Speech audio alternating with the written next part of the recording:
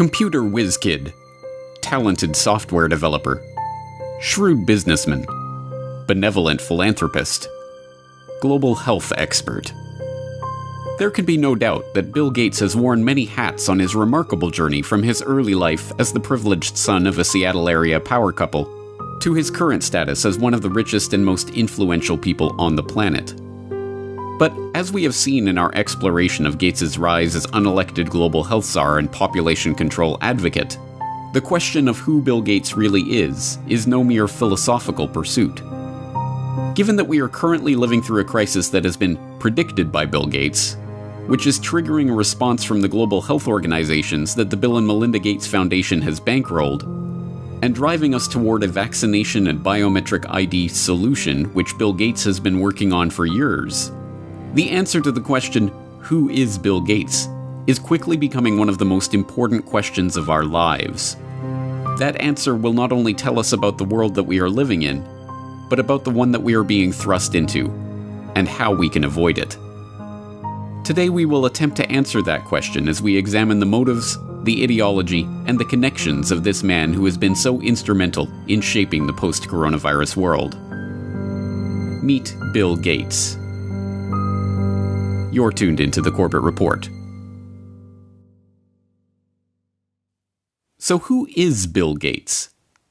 Some argue that he's a genius who leveraged his natural computer savvy into a billion-dollar fortune. You're called a genius, and no, I don't think that embarrassed you at all. They call you a genius. Part of your genius is that you are a computer whiz, and the other is that you did have the business acumen to turn it into a working company. Are you a business genius too? Well, I wouldn't say genius. Others insist that he is a visionary who has changed our lives with his foresight and bold imagination. Bill had a vision, and I understand it went back even then, that computing would be ubiquitous. It would be part of all of our lives. And indeed, as you all know, he executed on that vision, and the world today has changed so dramatically, in large part due to the work that Bill has done throughout the years. He has been hailed as a shrewd executive who built the Microsoft empire with his remarkable talent for business. When the biographers and historians write the history of the 20th century, Bill Gates is going to go down as the best businessman of our century, and Microsoft is one of the greatest companies of the 20th century. And he has been praised as a philanthropist who is selflessly devoting his wealth to improving the lives of people around the world. Bill, even your harshest critic would have to admit that your philanthropy work is, planet-shaking, incredible, and could be, if you make it a second act, so amazing that it would dwarf what you've actually done at Microsoft.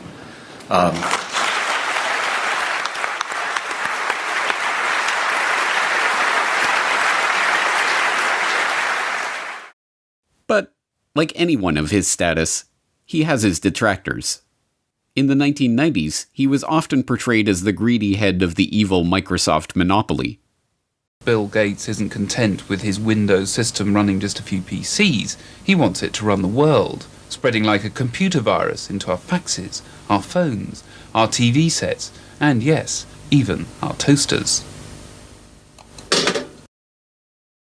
But in the age of the coronavirus crisis, he is most often treated like some sort of epidemiologist or leading health researcher. Back here with us once again to talk about this, as well as testing, treatments, and more, Bill Gates, co-chair of the Bill and Melinda Gates Foundation. Bill, thanks so much for being back with us. It's been a little over a month since you were here, and at that time, you said the U.S. had not hit its peak. So at this point, do you think we have peaked, and where do you think we are right now in kind of the arc of the pandemic? But in truth, none of these perspectives are accurate. Microsoft's big break famously came from a deal to provide software for IBM as they moved into the personal computer market. But the deal was not the result of Gates' technical genius or amazing business acumen. As has been quietly admitted by IBM executives in the years since, Microsoft was given their shot at the chance to work with Big Blue as a result of Gates' mother's relationship with IBM CEO John Opel. You remember your partnership of IBM and Bill Gates. How did it break up? I do remember very well, actually. Bill Gates, at the beginning of our relationship with him, was living on pizza and Pepsi-Cola in Albuquerque, New Mexico. And his mother happened to be on the United Way board with our chairman and asked our chairman to help him. And, when the chairman comes in and tells you to go help this kid, 900 people get on the plane Monday morning and they all go down to try to help Bill Gates. So I don't see Bill Gates as this great creative person. I see him as an opportunist. And in fact, in those days, there was a lot of sharing of software code. People gave it away. In Silicon Valley, they would share everything. He came in and he tried to control everything and put a price on it. Computer historians have long known how the basis for what became MS-DOS was not Bill Gates' brilliant imagination, but QDOS, a quick and dirty operating system that had been thrown together by Tim Patterson, a worker at Seattle Computer Products, as a placeholder until he could sell a proper operating system to his customers. And as even Gates himself admitted, the breakthrough graphical user interface that became the basis for Windows was ripped off from the researchers at the Xerox Palo Alto Research Center. As Bill would say after Apple unsuccessfully sued Microsoft for copyright infringement over Windows GUI, "Hey, Steve, just because you broke into Xerox's house before I did and took the TV doesn't mean I can't go in later and take the stereo." And, as Gates also admits, it is not a spirit of selfless generosity that motivates his interest in vaccines and other lucrative health interventions. I'd like to talk to you about your approach to vaccinations. You wrote something recently, and like you always do, you kind of looked at the problem from a scientific and business perspective on things. You've invested $10 billion in vaccinations over the last 2 decades, and you figured out the return on investment for that, and it kind of stunned me. Can you walk us through the math? We see a phenomenal track record. It's been $100 billion overall that the world's put in. Our foundation is a bit more than $10 billion. But we feel there's been over a 20-to-1 return. So if you just look at the economic benefits, that's a pretty strong number compared to anything else. As we have seen, Gates's philanthropic investment scheme has paid off well, with his $50 billion net worth having ballooned to over $100 billion after his decade of altruism in the vaccine market. As critics of his foundation have repeatedly pointed out, the 9 million people who die every year of hunger would be best served by securing food supplies, running water, and other basic necessities, not costly medical interventions for rare diseases. But there is no return on investment to be made from that kind of charity. No, this is not about charity. It is about control. The population control grid that Gates has been quietly funding into existence for the past decade, a biometric identification system tied to a digital payments infrastructure that will be used to track, catalog, and control every movement, every transaction, and every interaction of every citizen, is just now coming into view. But the real question is, why is he doing this? What drives a man like Bill Gates, a man rich beyond the wildest dreams of avarice, to spend his time and invest his fortune in schemes to control the population? To find the answer to that question, we have to examine Gates's family background. Bill Gates, it should not be surprising to learn, was born into money. His great-grandfather, J.W. Maxwell, was the president of National City Bank in Seattle. His grandfather, Willard, was also a banker, and his grandmother, Adele, a prominent Seattle civic leader. Bill Gates' mother, Mary Maxwell Gates, was a scion of the Maxwell banking family and, by all accounts, as hard-driving as her forebears. She served as a director of several companies, including First Interstate Bancorp and KIRO-TV of Seattle. She served as a regent at the University of Washington, and she was appointed to the board of the United Way of America, where, as we have seen, she persuaded IBM CEO John Opel to help her son in his fledgling software development career. Bill's father, William H. Gates Sr., was a prominent Seattle area lawyer. He co-founded a powerful law and lobbying firm, helped Howard Schultz in his bid to buy Starbucks, served on the boards of numerous companies and organizations, and, along the way, had a profound influence on his son's life and career. My dad was large presence, both physically and in terms of his wisdom.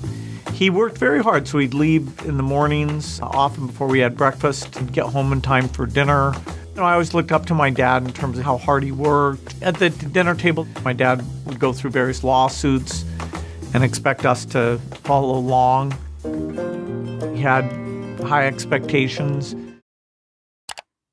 The young Bill Gates, technically William H. Gates III, although his card-playing family dubbed him Trey, learned much from his parents. From his mother's banking family, he inherited a nose for the dollar, as one childhood friend's father called it.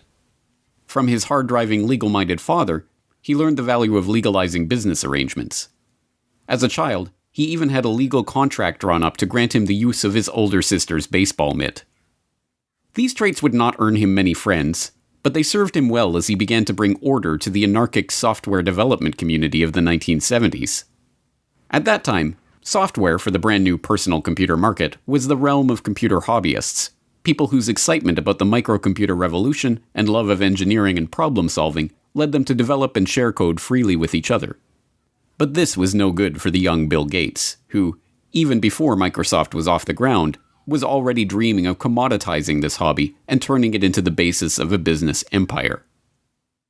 In 1976, with the ink still wet on Microsoft's first contract with Micro Instrumentation and Telemetry Systems of Albuquerque, New Mexico, the then 21-year-old Gates wrote an open letter to hobbyists, excoriating the early computer enthusiasts who represented his main market for sharing Microsoft's code for Altair Basic.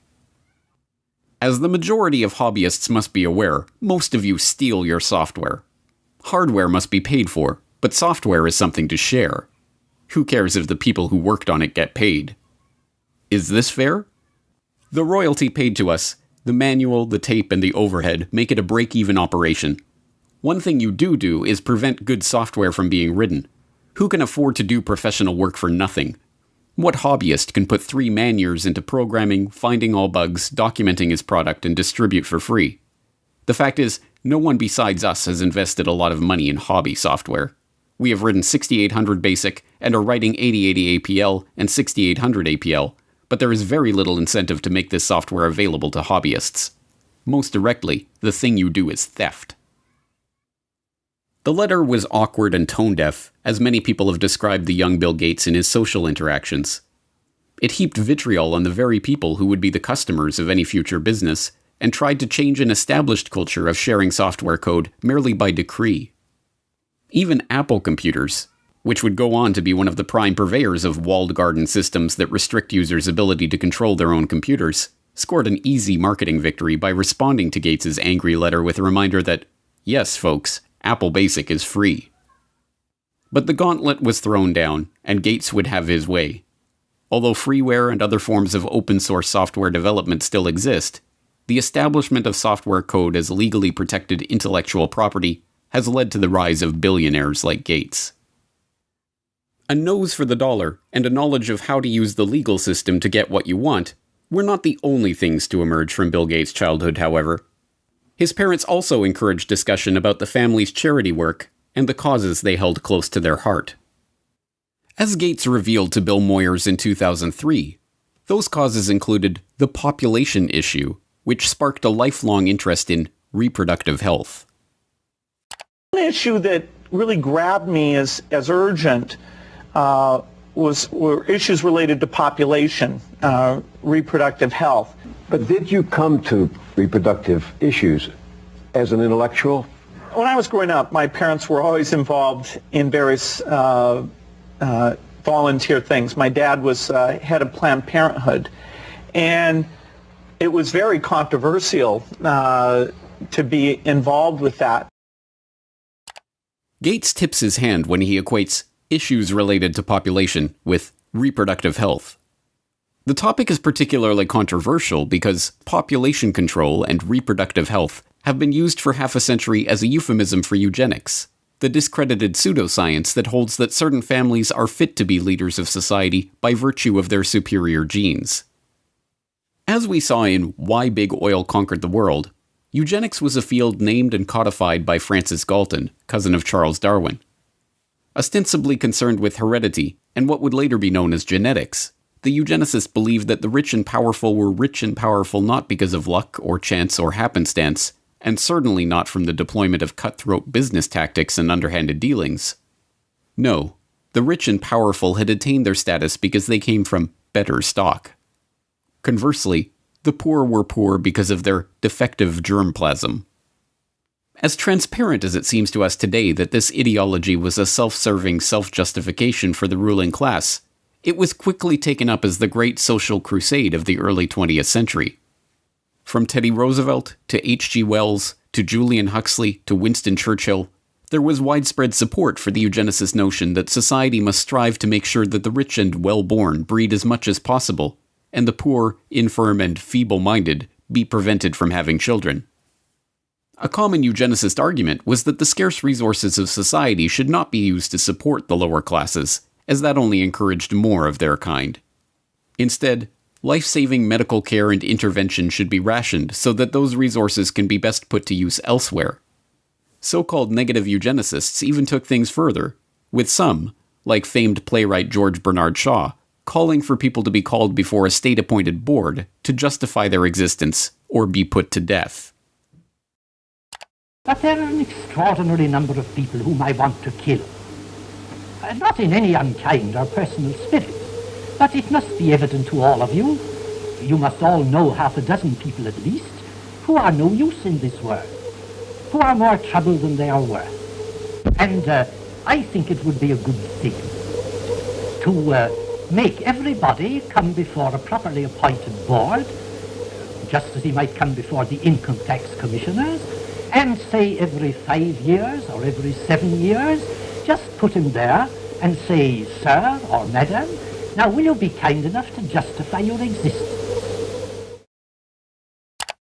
But in the post-World War II era, as the name of eugenics became tarred by association with the Nazi atrocities, the talk of death panels and other harsh eugenicist notions was dropped from public conversation.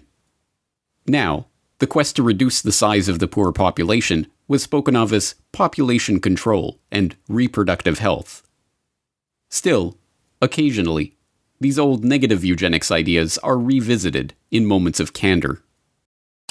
You're raising tuitions at the University of California as rapidly as they can, and so the access that used to be available to the middle class or whatever is just rapidly going away. That's a trade-off society is making because of very, very high medical costs and a lack of willingness to say, is spending $1 million on that last 3 months of life for that patient, would it be better not to lay off those 10 teachers and to make that trade-off in medical costs? But that's called the death panel, and you're not supposed to have that discussion.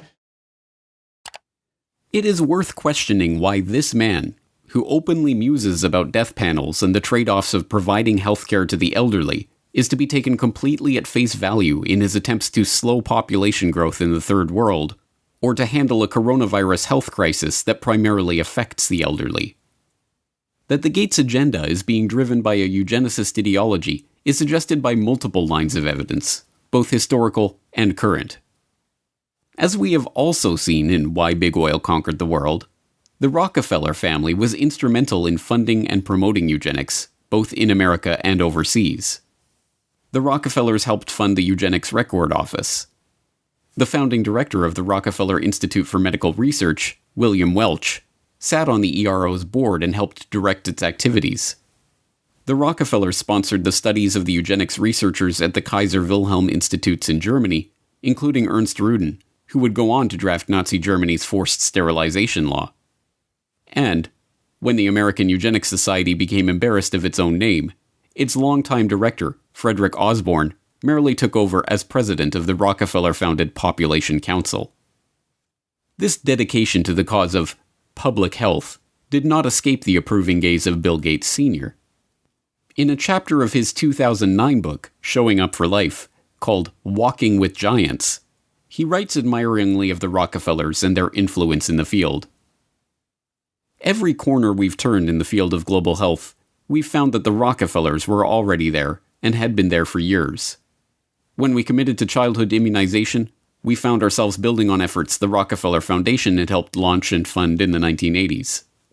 When we became interested in fighting malaria and tuberculosis, we learned that the Rockefellers had been studying the prevention and treatment of such diseases around the globe for, in some cases, as long as 100 years. A similar dynamic held true in the case of HIV/AIDS. A lesson we learned from studying and working with the Rockefellers is that to succeed in pursuing audacious goals, you need like-minded partners with whom to collaborate. And we learned that such goals are not prizes claimed by the short-winded. The Rockefellers stay with tough problems for generations. As Gates Sr. suggests, it is by working with like-minded partners that such great achievements in the field of global health can be made. For the Gates, these like-minded partners include the Rockefellers themselves. Bill Gates Sr. got to discuss global health, agriculture, and environment with the likes of David Rockefeller Sr. and David Rockefeller Jr. at a meeting on Philanthropy in a Global Century at Rockefeller University campus in 2000. And Bill Gates, as we have seen, co-hosted a meeting on reducing the population with David Rockefeller in 2009. But the most salacious hints of a deeper agenda are not to be found in the Gates' public associations, but in the associations that they have tried to hide from the public.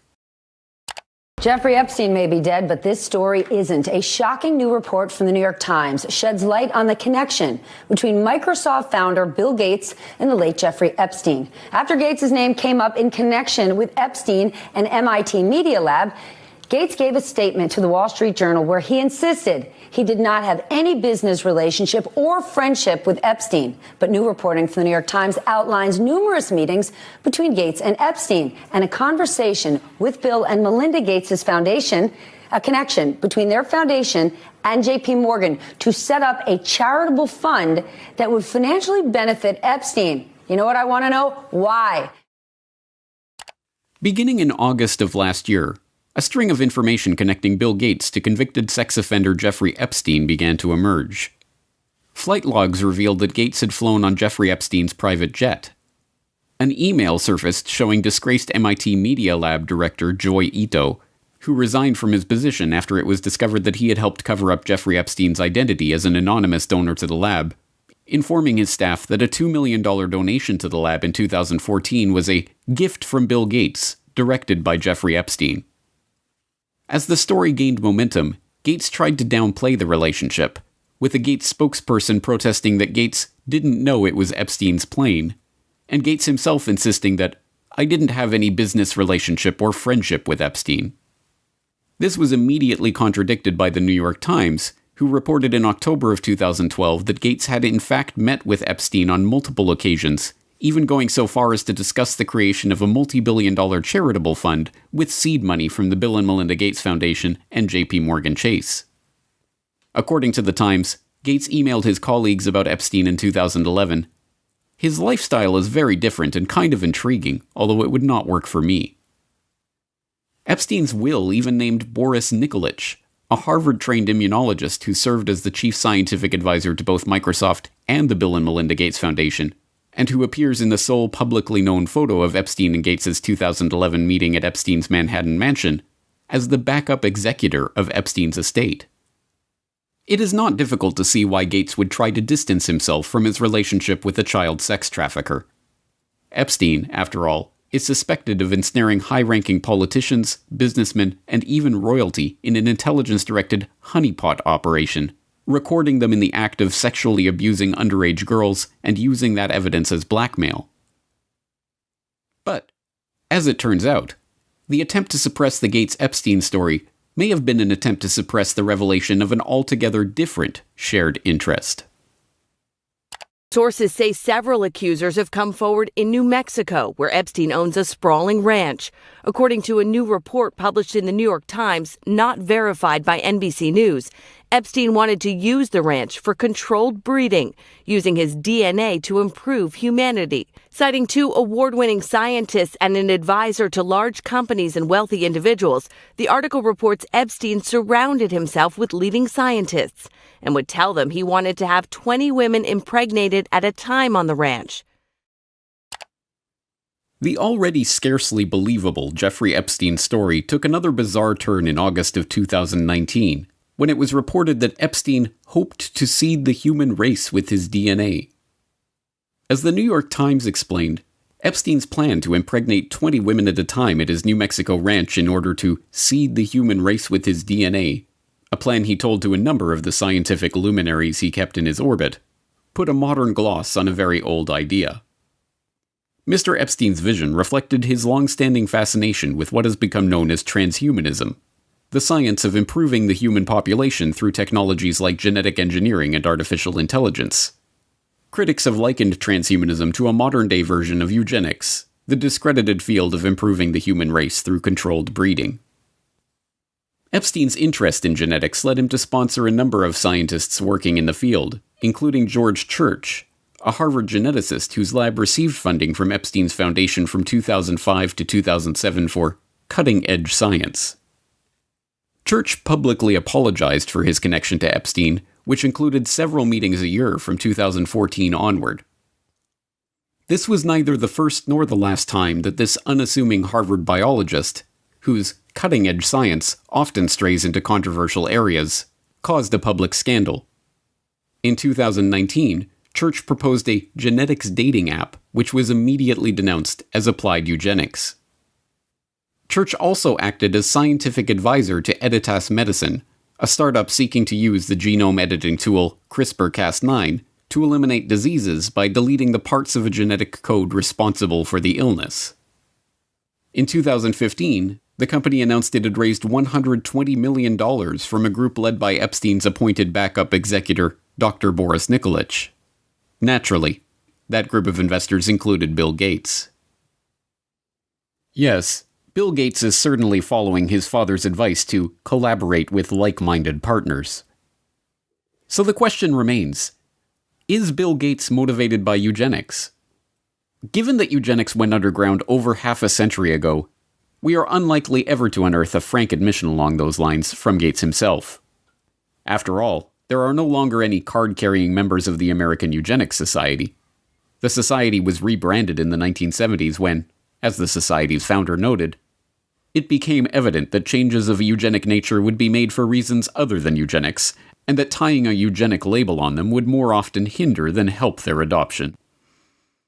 But there was an American Eugenics Society in the 1920s, and it just so happened to boast a William H. Gates on its member roster. But perhaps that is just a coincidence. And there was an American Eugenics Society in the 1960s, when William H. Gates II was preceded as head of Planned Parenthood by Alan Guttmacher, who simultaneously served as the director of the American Eugenics Society. And perhaps it was coincidence that the Bill and Melinda Gates Foundation organized their London Summit on Family Planning, at which the Gates recommitted themselves to funding population control in the Third World, in July 2012, on the anniversary of the first International Eugenics Congress, held in London exactly 100 years prior. And perhaps it is reaching to compare the young Bill Gates' dating preferences to the genetic-based dating favored by modern-day eugenicists. I interviewed several women who had dated Bill just briefly, and one told me the very first question Bill asked her was, "What did you score on your SAT test?" You know, this is not exactly, you know, what a young woman wants to hear. For Bill Gates, though, he had scored a perfect 800 on his math portion of the SAT, and this was a matter of pride with him, and he wanted to make sure whoever he was dating, you know, had scored a pretty high grade. No. We cannot expect an answer about Bill Gates' true motives to come from Gates himself. By this point, the question of Bill Gates' intentions has been buried under the combined weight of hundreds of millions of dollars of paid PR spin. Like the Rockefellers before them, the Gates have long since learned the secret of enlarging their family fortune, not to mention their control over the human population, by donning the mask of philanthropy. There are many perspectives on Bill Gates. Depending on who you ask, he is a computer savant, a genius businessman, or a saintly philanthropist. But all of these perspectives have been brought to you through PR outlets founded or funded by the Bill and Melinda Gates Foundation. Bill Gates is no longer a subject for historians, but hagiographers. Now we must confront the question of why this man is motivated to build such a web of control. Control over our public health agencies. And for all 193 member states, You must make vaccines a high priority in your health systems to ensure that all your children have access to existing vaccines now and to the new vaccines that have recently become available. Control over our identities. And the lack of an ID system is a problem, not just for the payment system, but also for voting and health and education and taxation. And so it's a wonderful thing to go in and create a broad identification system. Control over our transactions. Once financial flows go underground, where you have lots of legitimate transactions mixed in with the ones you want to track, and once they're going over a digital system that the U.S. has no connection to, it's far more difficult to find the transactions that you want to be aware of or that you want to block. And even control over our bodies. But we're going to have this intermediate period of opening up, and it won't be normal until we get an amazing vaccine to the entire world. We must confront the possibility that this quest for control comes not from a selfless spirit of generosity that never seemed to exist before he became a multi-billionaire, but from the same drive for money, the same desire for domination, and the same sense of superiority that motivated him on his way up the corporate ladder. But if the answer to the question, who is Bill Gates, is Bill Gates is a eugenicist, that tells us some important things about the world that we are living in. It tells us that Gates is deceiving the public into supporting his takeover of the world with a false front of philanthropy. It tells us that the goal of the Gates, like the goal of the Rockefellers before them, is not to improve the world for humankind, but to improve the world for their kind. And most importantly, it tells us that Bill Gates is no comic book supervillain, single-handedly directing all of the chaos that is unfolding in the world or single-handedly bringing his own order to that chaos. No, if Bill Gates is a eugenicist, driven by a belief in the superiority of himself and his fellow wealthy elitists, then what we are facing is not one man, or even one family, but an ideology. This is not a trivial point.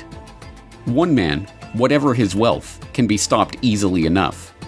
But even if Bill Gates were to be thrown in jail tomorrow, the agenda that has already been set in motion would continue without missing a beat.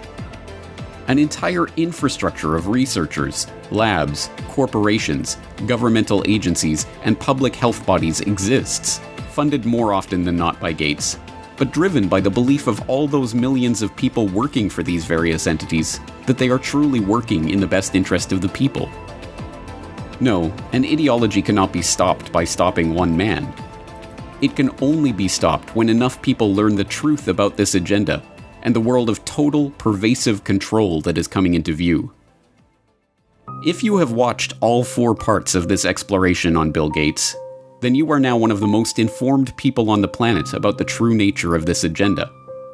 You have seen how the takeover of public health has been used to railroad the world into a headlong rush toward mandatory vaccinations, biometric identification, and digital payments. You have seen how the pieces of this puzzle fit together, and how they represent a far greater threat to the future of humanity than any virus. Here is the good news. Armed with this information, you have the antidote to the scourge of this eugenicist ideology. The truth is that ideologies are viruses of the mind. They spread from person to person, infecting them with ideas that can lead to a disease of the body politic. But here is the even greater truth. Inoculations do work. Inoculations of truth against the lies of those spreading their poisonous ideology. If you have made it this far, it is incumbent on you to help inoculate those around you against the corrupt ideology of Bill Gates and all those who seek to control the population of the world. You must help to spread this information so that others have a chance to see the bigger picture and decide for themselves whether they are willing to roll up their sleeves and accept what is coming or not. But time is not on our side. Even as we speak, mass vaccination campaigns are being prepared. We are already building our plans to vaccinate the whole city of Chicago and working with others across the region on a major plan for this. We've bought syringes, we've bought cold boxes, we've planned out locations. Biometric identification schemes and immunity passports are already being rolled out. And so while we started with travel at our core, we're a biometric secure identity platform where it's always been about attaching your identity to your boarding pass at the airport, or your ticket to get into a sports stadium, or your credit card to buy a beer. And so now with the launch of Clear Health Pass, it's about attaching your identity to your COVID-related health insights for employers, for employees, for customers. Programs for tracking, tracing, and surveilling the entire population are already being beta tested. Today, we are launching another useful tool that can supplement the critical detective work we are conducting in public health. Alberta Trace Together is a voluntary, secure, mobile contact tracing application to help prevent the spread of COVID-19. And the digital payment infrastructure, the system of financial exclusion that will allow governments to turn off our access to the economy at will, is being put into place. In order to avoid the risk of transmission through physical handling of money, we encourage the use of cashless transactions, such as mobile money, M-Pesa and otherwise, and credit cards. People are using touchless payment systems much more than they're using cash, both because we're not interacting with people directly as much anymore, and also because cash is kind of skeezy. We must spread the word about the dark nature of this population control agenda to as many people as we can, before our ability to speak out against this agenda is taken away for good. Thanks to the likes of Bill Gates, the virus of this population control agenda is already here. It is threatening to crash the system as we've known it. But if Bill Gates has taught us anything, Applications like Word and Excel, PowerPoint. It's how to deal with a virus. It's time for a hard reset.